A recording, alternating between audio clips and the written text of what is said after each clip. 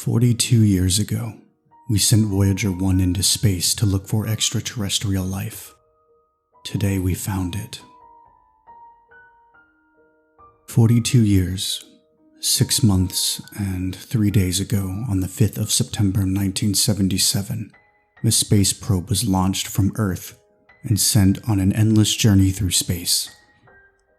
The probe, which was affectionately named Voyager 1, contains a multitude of information regarding humanity, including our language, our art, and in a more metaphorical way, our souls.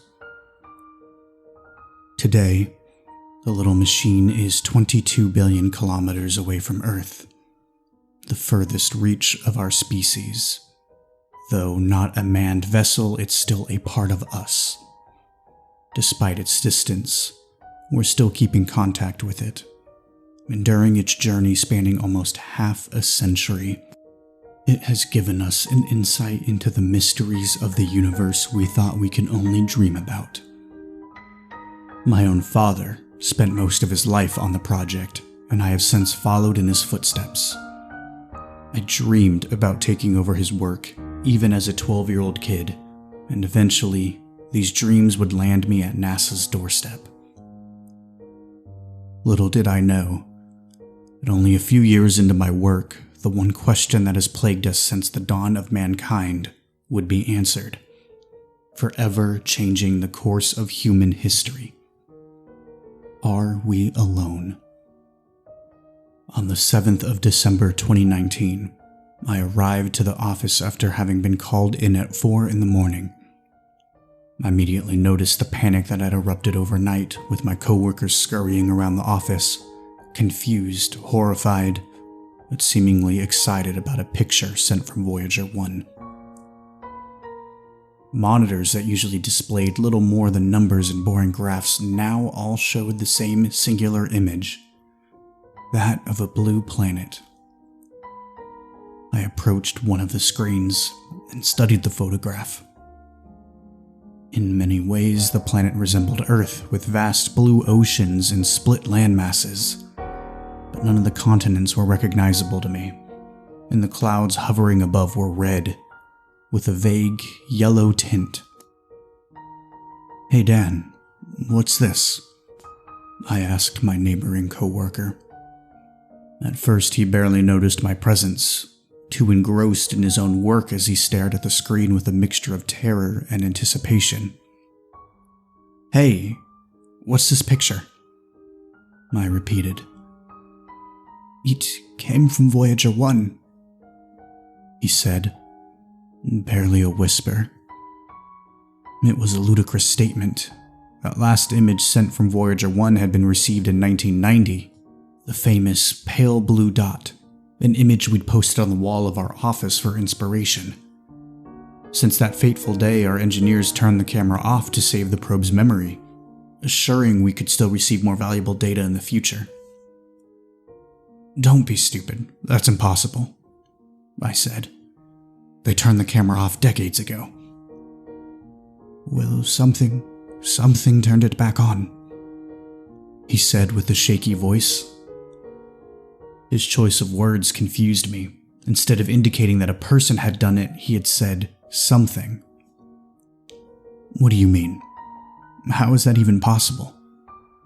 "I don't know, but the signal that turned it on came from the planet on the picture. It overrode the system, effectively hijacking the probe." I looked back at the picture, noting its bright surface, an impossible image without a nearby star to light it up. But according to all available data, Voyager 1 should have been several light years away from the nearest star. "The signal came from within the Oort cloud," Dan mumbled. "Excuse me?" "I know. It's 300 years ahead of schedule.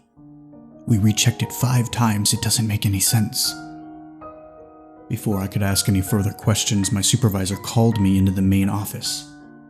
There, he showed me the transmission we'd received from Voyager 1.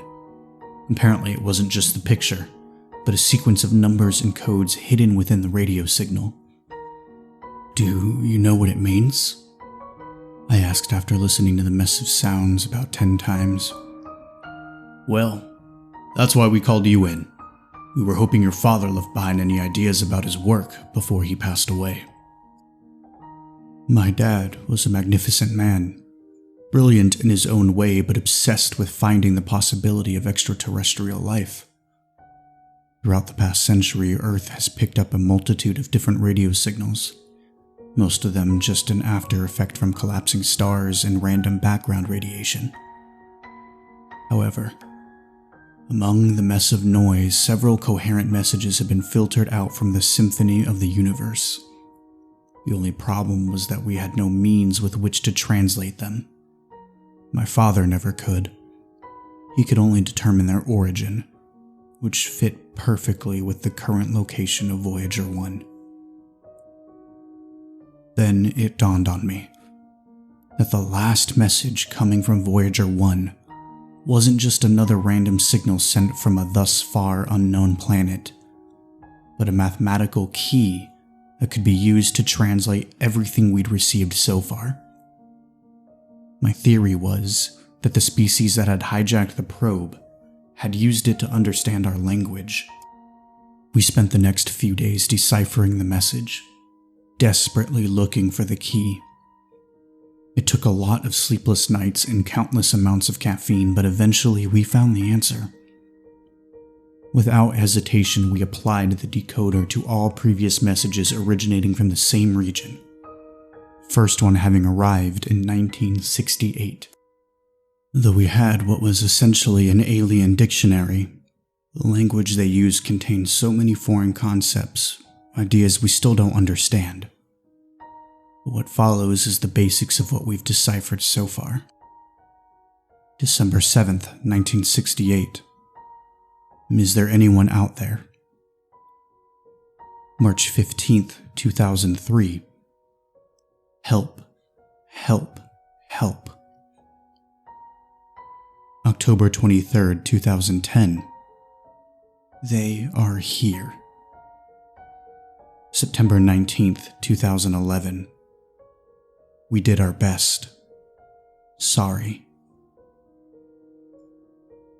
Though the direct messages didn't make much sense on their own, the planet had emitted a continuous signal that seemed to contain a very comprehensive history of their world. As far as we could tell, their species first surfaced 10 million years ago, and has reached a level of technology that is so far beyond our own that we can't even begin to understand it. They make no mention of war, but they talked about a defense grid around their system, one that had been ineffective against a threat mentioned on several accounts.